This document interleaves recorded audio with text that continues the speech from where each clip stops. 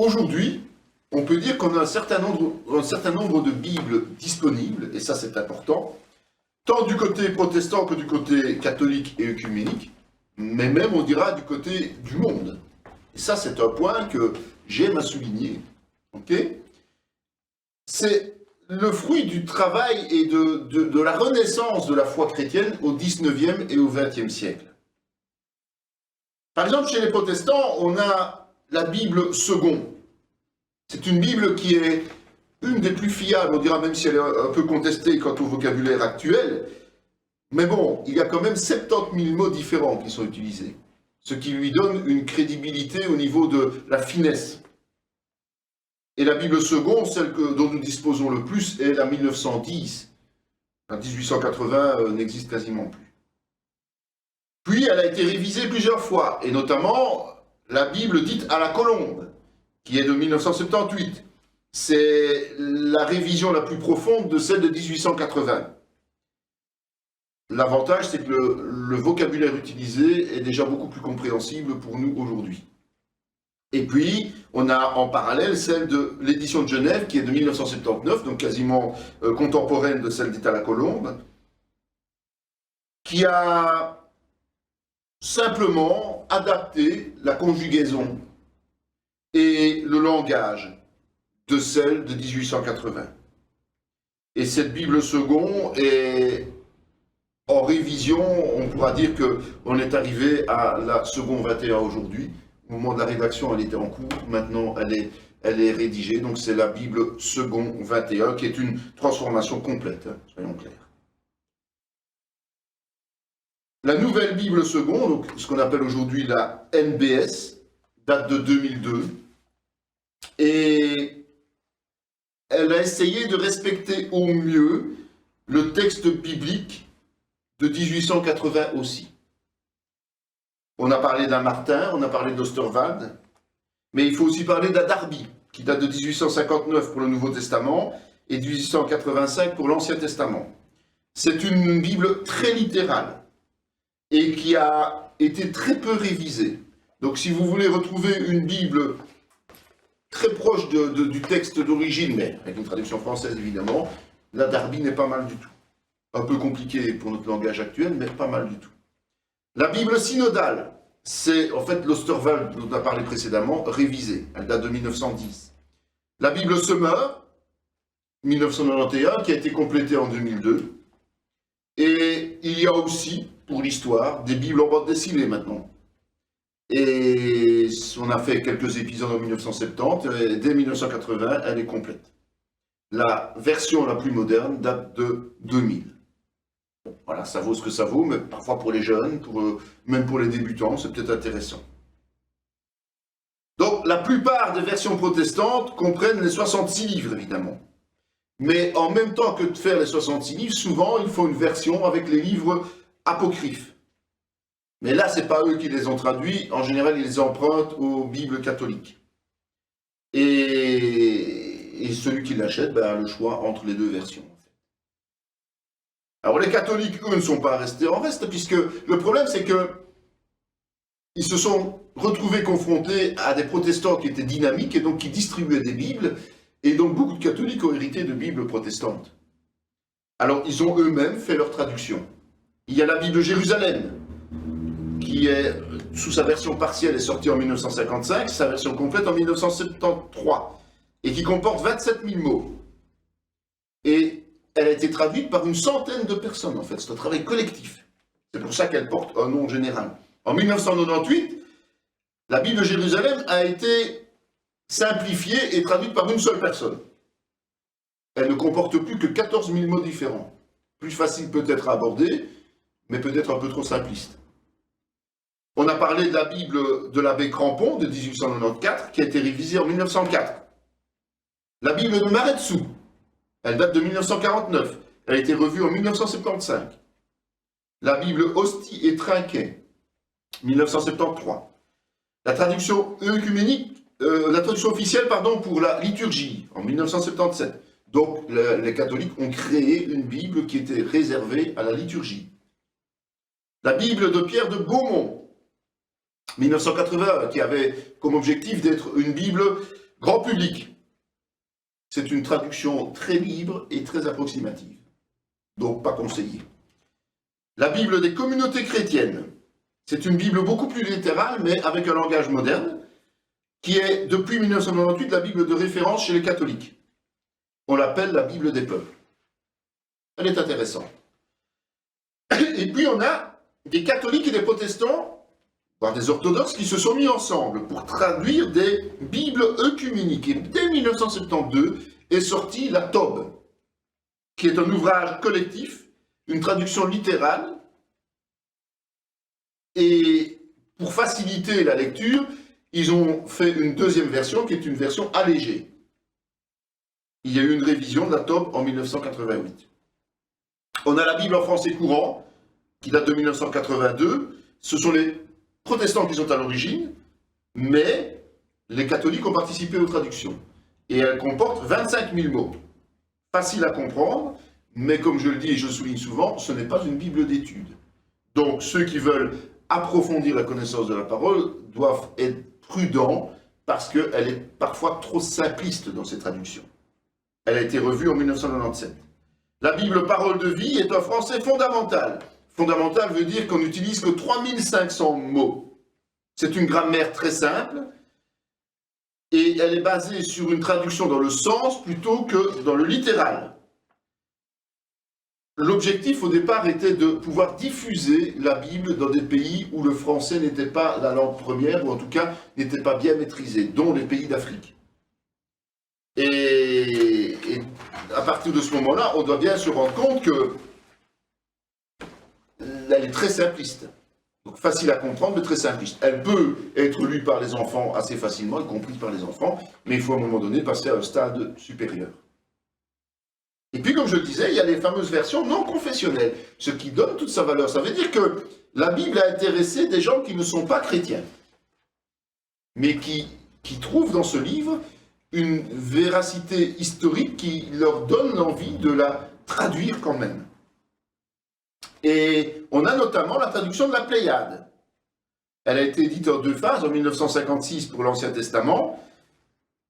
Et la Pléiade a cette qualité de donner plutôt une traduction poétique.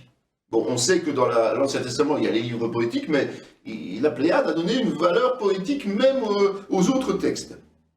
Et en 1971, le Nouveau Testament a été édité, mais là, c'est un Nouveau Testament beaucoup moins riche. La Chouraki, 1985, c'est de toutes les traductions de la Bible en français, la traduction la plus littérale. Le problème, c'est que si on traduit de façon très littérale, on rend le texte très lourd. Et la compréhension est difficile. On a aussi la nouvelle version de la Bible de Le Maistre de Sacy en 1990. Et puis on a la Bayard et Médias Paul, mais 2001, qui est rédigée avec une équipe particulière. En fait, ceux qui ont voulu éditer cette Bible ont choisi un exégète, c'est-à-dire quelqu'un qui étudie en profondeur la Bible, et un écrivain public, pour chaque livre. Et donc, il n'y a pas de langage ecclésial dedans. Et pour l'histoire, on peut aussi dire qu'il y a le rabbinat, donc le rabbin, rabbinat français, qui a traduit l'Ancien Testament en 1966 et qui vient compléter tout ce dont on dispose. C'est une liste, je ne veux pas dire complète, elle est incomplète, elle est presque complète, on va dire. Mais ce que je voulais surtout souligner au travers de cela, c'est la richesse dont nous disposons en français. Et il faut en profiter de cette richesse. Il faut essayer de comparer les traductions pour nous permettre de comprendre mieux la parole de Dieu. On verra que dans le cours sur l'étude de la parole, comment approfondir l'étude de la parole, l'étude inductive, eh bien, cette étude, elle est faite pour ceux qui ne connaissent pas les langues anciennes, et il est intéressant justement de comparer différentes traductions en français pour combiner le tout et mieux comprendre la profondeur de ce qui a été donné, sans avoir besoin de connaître les langues anciennes. Parce que connaître les langues anciennes, bon, le grec peut-être c'est plus abordable, mais l'hébreu c'est très difficile, et c'est perdre beaucoup d'années à les étudier, pour en avoir un profit minimum. Beaucoup de gens ont déjà fait le travail pour nous. Donc autant profiter du travail qui a été accompli, mais justement de pouvoir comparer les diverses versions pour avoir un apport de qualité dans notre escarcelle. En fait, la Bible en français a été diffusée et est diffusée de façon importante aujourd'hui. Et elle existe non seulement sur papier, mais aussi avec des supports multimédia. On sait avoir ça sur son smartphone, on sait avoir ça sur son PC, on sait trouver des versions gratuites sur Internet. Il y a vraiment toutes les possibilités, et même des versions audio. Des gens qui ont passé leur temps à la lire publiquement pour pouvoir la transférer et pour pouvoir permettre à des gens qui n'ont pas le temps, ou n'ont pas le courage, ou n'ont pas la possibilité de lire, d'entendre quand même la parole de Dieu. Et c'est vrai que ça a demandé parfois de très gros efforts à ceux qui ont fini par publier ces Bibles. Parce qu'ils ont eu des oppositions, on l'a vu. Des oppositions parfois très rigoureuses, très virulentes. Mais comme Dieu a voulu que la parole soit diffusée dans le monde entier, bonne nouvelle, eh bien il faut soutenir ces gens. Donc essayons quand même de soutenir ceux qui font cela, non pas en essayant de traficoter et de télécharger des choses illégales, mais en respectant les règles et en achetant les Bibles, parce que ces Bibles permettent à des exégètes de continuer à étudier et à travailler. C'est quand même important. Il faut prendre attention aux traductions qui sont orientées, parce qu'il y a des traductions orientées de manière consciente ou non. Je vous ai parlé tout à l'heure de la français courant. Il y a des versets bibliques qui ont tendance à orienter une certaine compréhension de la parole qui ne correspond pas au grec d'origine. Donc attention. Mais ce qui est encore plus grave, ce sont des mouvements sectaires qui ont leur propre Bible. Et ces propres Bibles, là, contiennent des erreurs volontaires et flagrantes dans le but de conforter les positions qu'ils donnent dans leur doctrine.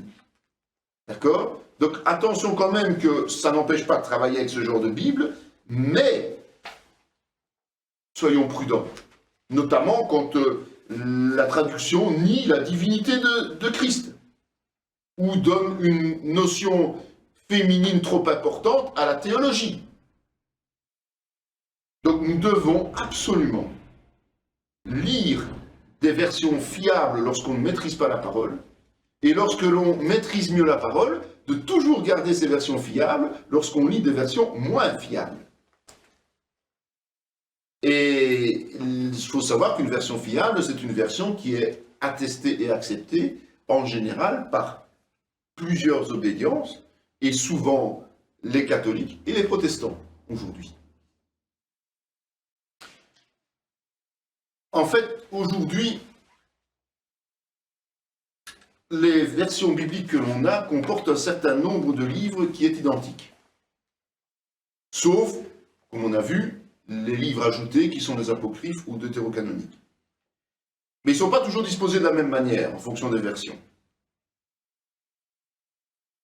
Dans l'Ancien Testament, quand on va étudier l'Ancien Testament, on va voir comment on doit les juxtaposer de façon chronologique pour comprendre effectivement tenant et aboutissant de l'histoire. Okay ? Mais ici, ce qu'on va voir, c'est la décomposition en grande ligne de la Bible.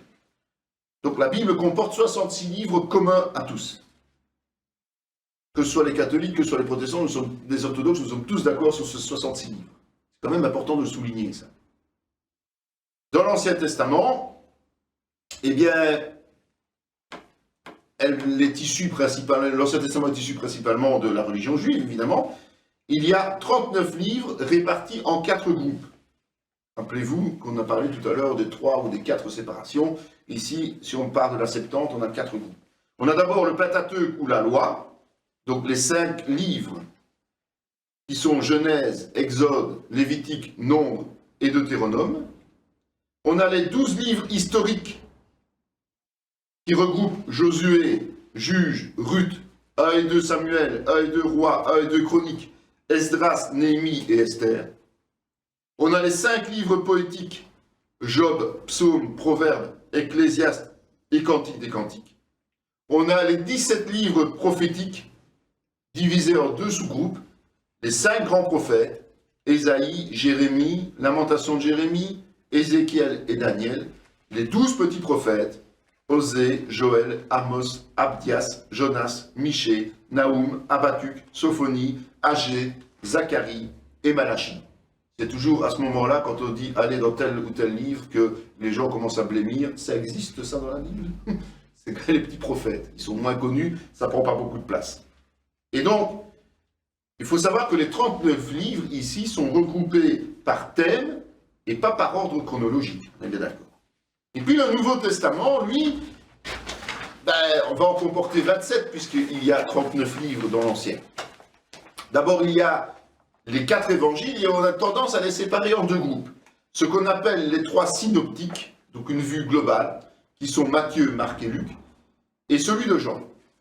Puis il y a les actes des apôtres, les 21 épîtres, 13 épîtres de Paul, Romains, 1 et 2 Corinthiens, Galates, Éphésiens, Philippiens, Colossiens, 1 et 2 Thessaloniciens, 1 et 2 Timothée, Tite et Philémon. L'épître aux Hébreux, là, ça reste un mystère, on ne connaît pas qui l'a écrit. Certains disent que c'est Paul parce que c'est fort similaire, d'autres disent que c'est d'autres parce que, comme il s'adressait aux Hébreux, Paul étant l'apôtre des païens, c'est pas possible. Donc, on ne va pas classer cette épître, on ne va pas commencer à rentrer dans la polémique. On sait que l'auteur n'est pas bien déterminé, mais ça ne changerait à la qualité de l'épître, évidemment. C'est une épître spirituellement et théologiquement très relevée. Et puis les 7 épîtres qu'on appelle générales, qui sont Jacques, 1 et 2 Pierre, 1, 2 et 3 Jean et Jude. Et finalement, il y a l'Apocalypse, ou appelé aussi Révélation. En fait, on connaît la quasi-totalité des auteurs, et c'est peut-être plus facile de donner une certaine chronologie par rapport à l'Ancien Testament. Donc, comme je vous ai dit, il y a ces 39 livres de l'Ancien Testament, il y a les 27 du Nouveau Testament, et il y a les 7 deutérocanoniques, qui sont reconnus par l'Église catholique romaine. En fait, ce n'est pas seulement des livres. Il y a des livres et des ajouts dans certains livres, il faut le savoir. Et la plupart de ces livres sont datés de la période de silence. Vous savez que le dernier, c'est Malachie, et ça date de 400 avant Jésus-Christ. Mais entre-temps, il y a quand même des gens qui ont continué à écrire. Et les deutérocanoniques datent de cette période-là. Il n'en existe aucune version en hébreu, c'est pour ça qu'ils ont été rejetés. Mais, notamment, les anglicans les utilisent.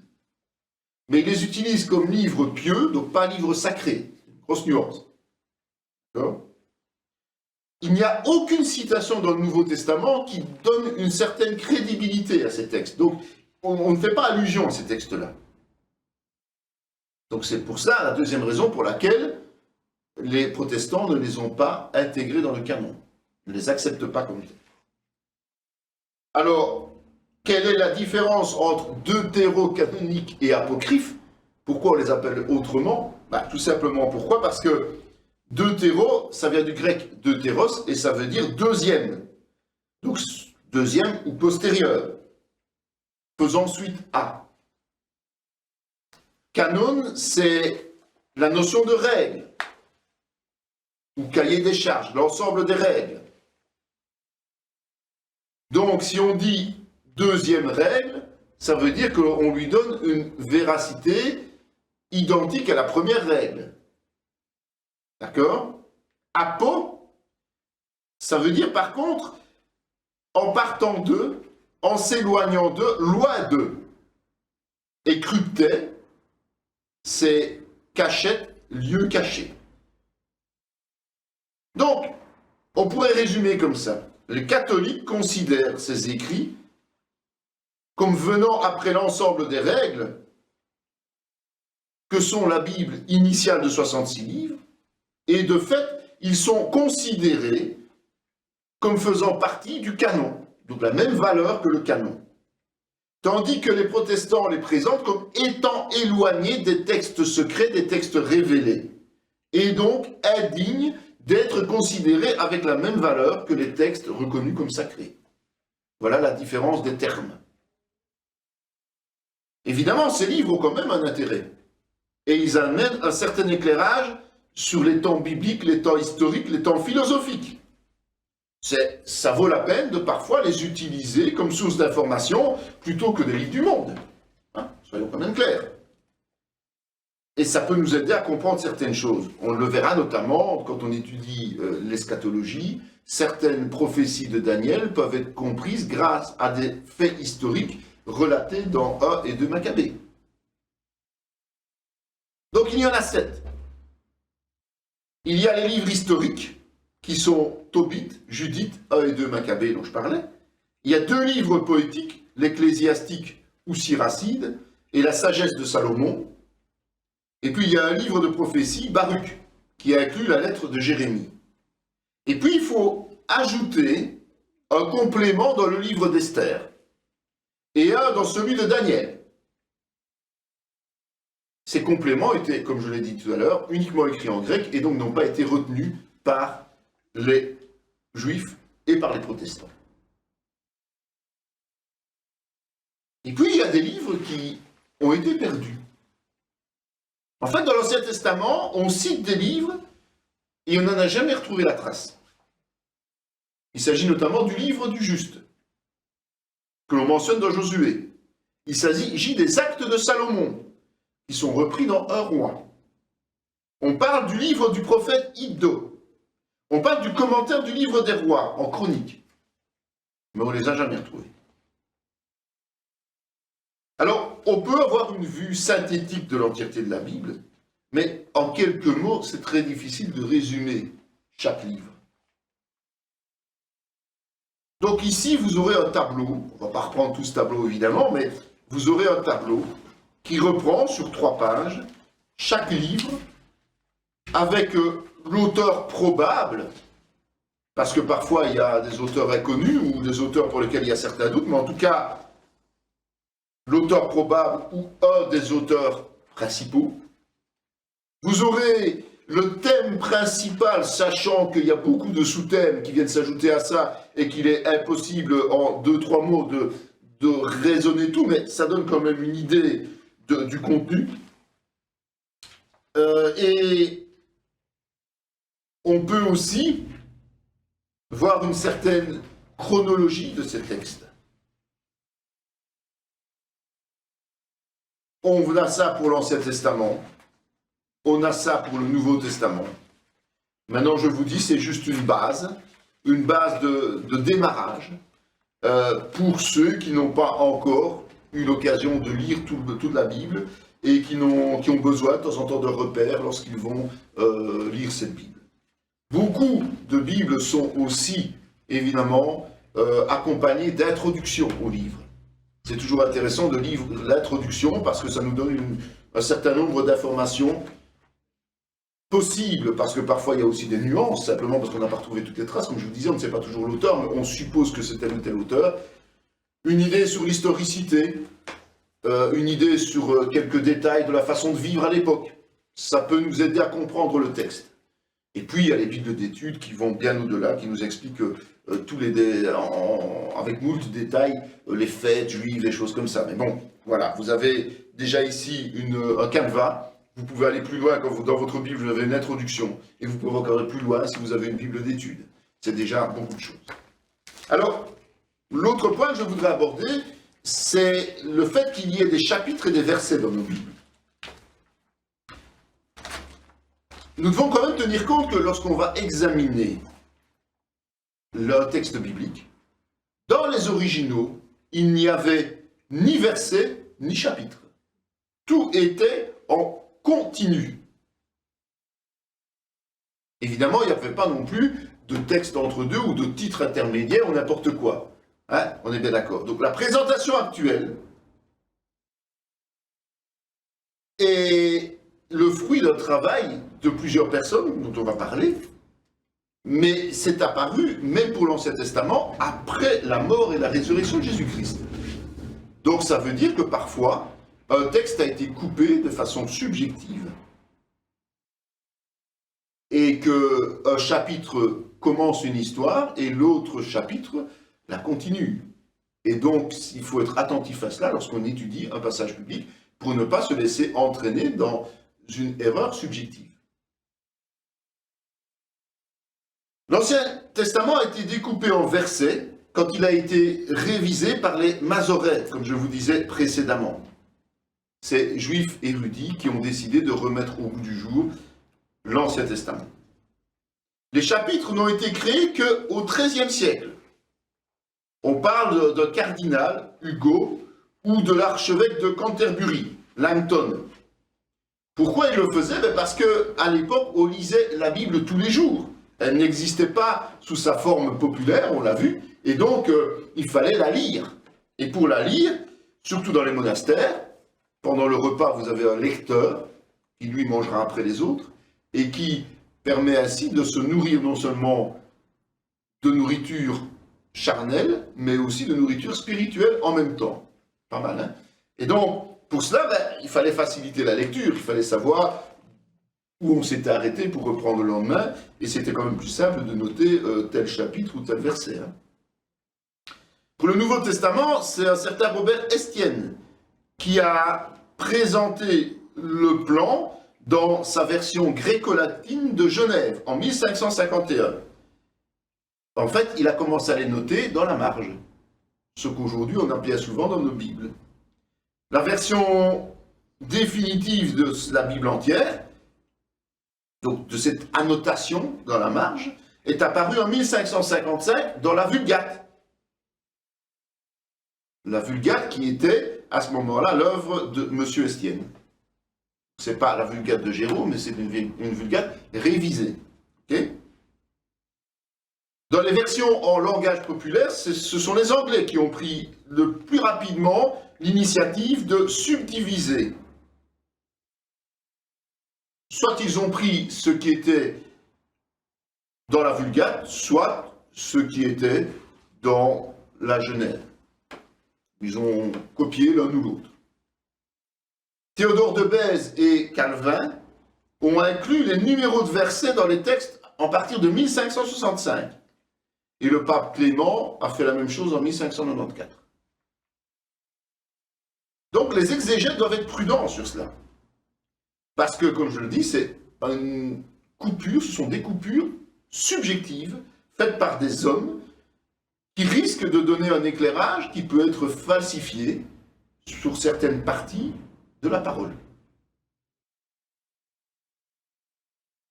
Et plusieurs exemples, dont je reprends ici un exemple clair, et vont montrer que des textes ont été mal coupés, et que des parties ont été mal assorties par rapport au titre qu'on leur donnait.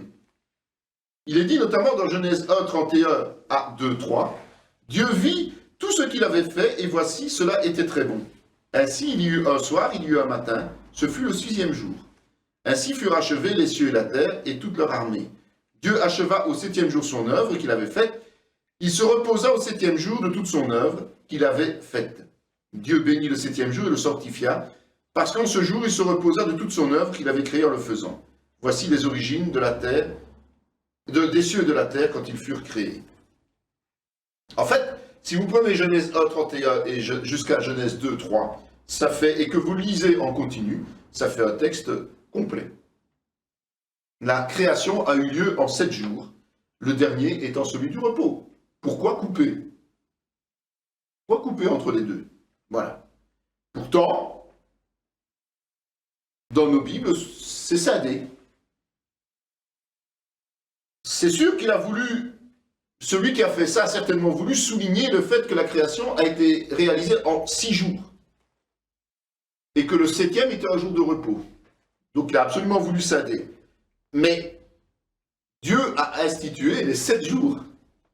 Et donc il fallait garder ce principe que le 7e jour était le jour du repos, mais la création a bien duré 7 jours, en ce compris le jour du repos. Ce qui va avoir une implication sur notamment la vie du peuple d'Israël qui devait respecter le sabbat.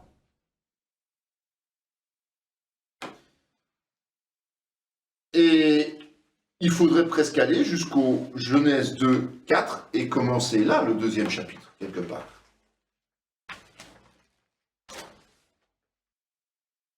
Regardez bien, j'ai repris ici la partie qui dit « Voici les origines des cieux et de la terre quand ils furent créés. Point.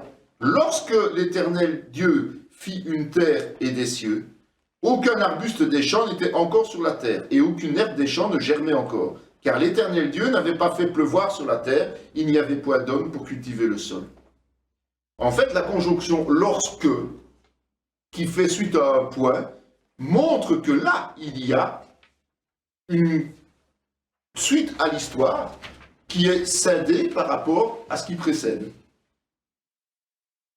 Un autre exemple dans le Nouveau Testament. Jean 7, 53, 8, 1. Et chacun s'en retourna dans sa maison, Jésus se rendit à la montagne des Oliviers. Quand on lit tout le récit, en fait, on voit que Jésus se rendit à la montagne des Oliviers fait partie du texte global de tout ce qui précède. Ça devrait être Jean 7, 54 et pas Jean 8, 1. Parce qu'il est dit au verset 2, « Mais dès le matin, il alla de nouveau dans le temple, et tout le peuple vint à lui, s'étant assis, il les enseignait. » Pourquoi? Le soir, on dit que Jésus va au mont des Oliviers et qu'on l'intègre dans le chapitre qui parle du lendemain. Voilà quelques syllogismes. Bon, ça ne change rien fondamentalement à la parole de Dieu, hein, soyons clairs, ce n'est pas des erreurs dramatiques, mais il faut en tenir compte si on veut analyser et si on veut étudier la théologie, c'est important d'en tenir compte. Et pourquoi alors, puisque tout le monde s'en rend compte, laisse-t-on persister cela? Eh bien simplement parce que on a créé des livres d'études qui accompagnaient les Bibles. Et que ces Bibles d'études ont gardé ces références et renvoient vers d'autres passages. Et donc, si on commence à changer ça, eh bien, on peut jeter tous nos livres à la poubelle. Ça n'en vaut pas la peine. Ce serait une erreur fondamentale. Ce serait un peu comme on fait dans le commerce du marketing et du business. Obliger les gens à racheter d'autres livres parce qu'on rendrait non utilisables ceux que l'on a utilisés pendant tant d'années.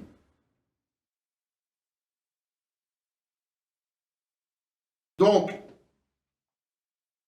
il faut aujourd'hui tout simplement rester attentif quand on utilise une Bible et ses commentaires, sachant qu'il y a effectivement des petits problèmes de ce type-là.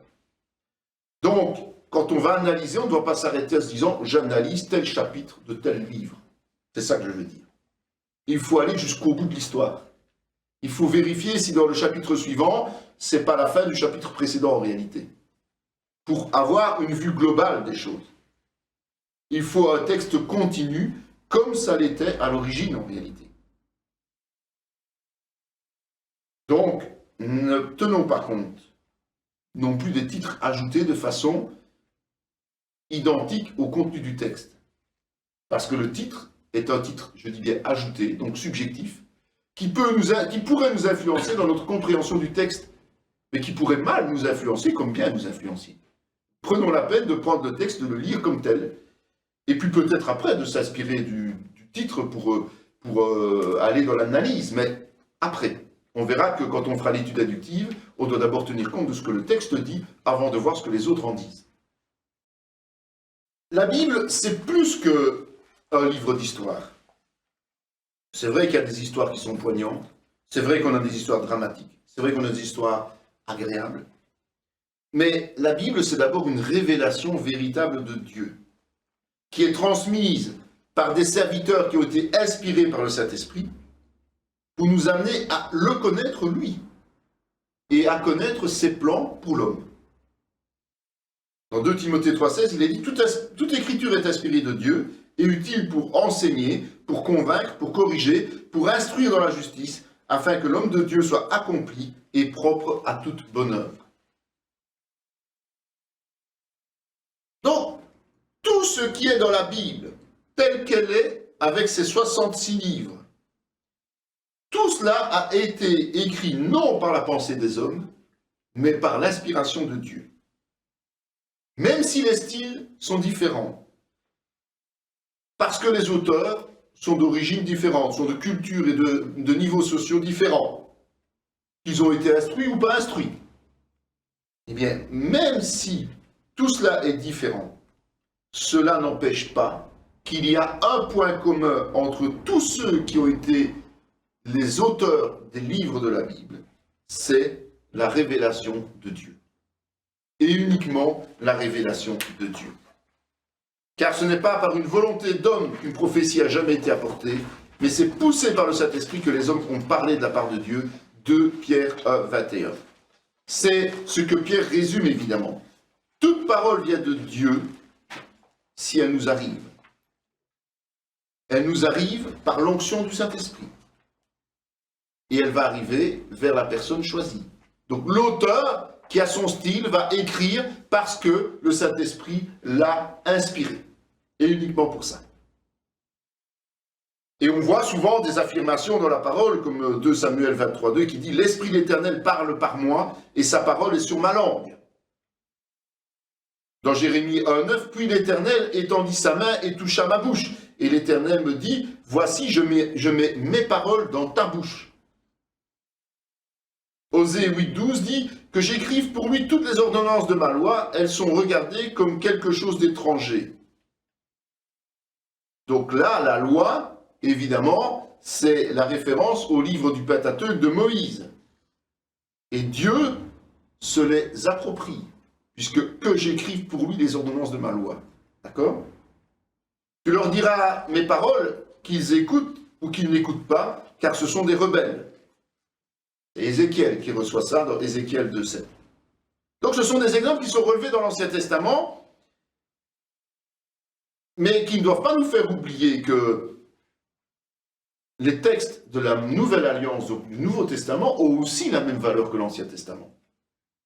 Il est dit notamment dans Hébreux 1, 3, « Après avoir autrefois, à plusieurs reprises et de plusieurs manières, parlé à nos pères par les prophètes, Dieu, dans ces derniers temps, nous a parlé par le Fils, qu'il a établi héritier de toutes choses, par lequel il a aussi créé le monde, et qui, étant le reflet de sa gloire et l'empreinte de sa personne, et soutenant toutes choses par sa parole puissante, a fait la purification des péchés et s'est assis à la droite de la majesté divine dans les lieux très saints. » En fait, le passage ici agrée clairement la puissance de la parole faite chair, Jésus, en référence à Jean 1, 2.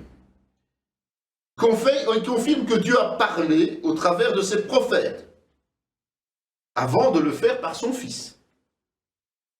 Ce qui donne au récit qui concerne le Fils, évidemment, une valeur particulière, au moins équivalente aux Écritures de l'Ancien Testament. Puisqu'il parle au travers des écrits de l'Ancien Testament, il parle au travers de son Fils. Donc, ce qui parle de son Fils dans le Nouveau Testament a la même valeur. Croyez que la patience de notre Seigneur est votre salut. Comme notre bien-aimé frère Paul vous l'a aussi écrit, selon la sagesse qui lui a été donnée. C'est ce qu'il fait dans toutes les lettres où il parle de ces choses, dans lesquelles il y a des points difficiles à comprendre, dont les personnes ignorantes et mal affermies tordent le sens, comme celui des autres Écritures, pour leur propre ruine. 2 Pierre 3, 15, 16. Donc ici, c'est Pierre qui atteste implicitement que les lettres de Paul sont équivalentes aux Écritures, c'est-à-dire l'Ancien Testament. Et il précise qu'elles sont empreintes de sagesse. Or, la sagesse est un attribut de Dieu. Et il parle de points difficiles à comprendre. Et oui, les révélations du Seigneur sont difficiles à comprendre pour les gens qui sont peu affermis. Et c'est vrai que de mauvais exégètes peuvent mal les traduire. Il est dit clairement qu'ils en tordent le sens, comme c'est le cas de l'Ancien Testament aussi. Donc, il ne faut pas douter que la Bible dans son entier, et elle seule, est par-dessus tout l'autorité suprême exprimée par Dieu au travers de ceux qu'il a oint comme ses serviteurs. Il a oint de son esprit, évidemment, et qui parlent en son nom. Ce qu'il y a de merveilleux dans la Bible, c'est que les hommes, même s'ils sont cruellement opposés à la Bible parfois, sont arrivés à un consensus durable au travers des siècles. Et Et on ne pourra trouver aucun ouvrage et aucun accord entre les hommes qui ait traversé autant de siècles, autant de millénaires, et qui soit toujours bien réel et bien présent. Vous trouvez des Bibles dans les grands magasins. Ça reste un mystère, puisque les gens rejettent soi-disant la foi, mais les Bibles, on les trouve. Les 66 livres qui sont reconnus doivent être notre outil de travail, à nous les chrétiens. Nous devons toujours faire attention quand on l'utilise. Et comme je le dis avec un peu d'humour, on ne risque jamais l'overdose de la Bible. Jamais. Que du contraire, plus on va y plonger sérieusement, plus on va grandir spirituellement. On parlait hier de la joie que l'on retrouve, que l'on doit connaître dans les révélations de la parole de Dieu. Évidemment, pour ça, il faut les mettre en pratique. Ça, c'est la condition. Alors, ça sert à rien de polémiquer constamment sur les livres complémentaires. Nous, les protestants, on ne reconnaît pas les 7 livres que l'on appelle apocryphes, mais qui sont appelés deutérocanoniques. Mais bon, ça veut dire que si on n'en tient pas compte comme vérité biblique, il faut quand même avouer que de temps en temps on y plonge pour justement conforter certaines vérités qui sont dites dans les autres livres. Et je vous parlais notamment, pour comprendre les prophéties de Daniel, notamment avec l'Antichrist, c'est intéressant de lire les livres de Maccabée. Voilà, ça nous apporte un éclairage, donc ne soyons pas non plus mesquins. Okay ? Mais ce qu'il faut surtout faire attention, c'est de ne pas nous laisser mal influencer. Et comme je l'ai dit aussi, notamment au travers des découpes en chapitres, en versets. C'est un outil qui est utile, mais qui peut amener des erreurs. Alors, j'ai repris ici une liste de termes que l'on utilise autour de l'étude de la Bible pour qu'on n'ait pas l'air d'être des extraterrestres quand on va nous parler de cela, mais ce sont quelques mots, mais il y en a beaucoup d'autres, hein. Mais ce sont des termes qui peuvent être intéressants. Dans la formation en théologie pratique, je n'aime pas trop utiliser tous ces termes intelligents parce que ça donne une certaine connotation de sectarisme et de chrétien à 2 niveaux. Parce qu'on n'utilise pas et on ne connaît pas ces mots-là, on n'est pas des bons chrétiens. Non, je crois que c'est surtout le contenu qui est important. Il y a beaucoup de gens qui utilisent des grands mots, des beaux mots, mais qui malheureusement n'en connaissent même pas le sens ou ne connaissent pas ou n'ont pas de vie spirituelle épanouie. Donc, la priorité est de connaître le contenu de la Bible, pas les mots savants qu'on peut utiliser. Okay ?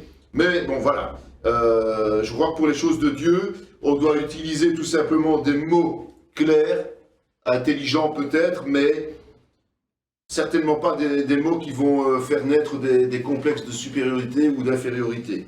D'accord ? Ça, c'est un des buts. Donc, en tant qu'étudiant de théologie, on sait que ça existe.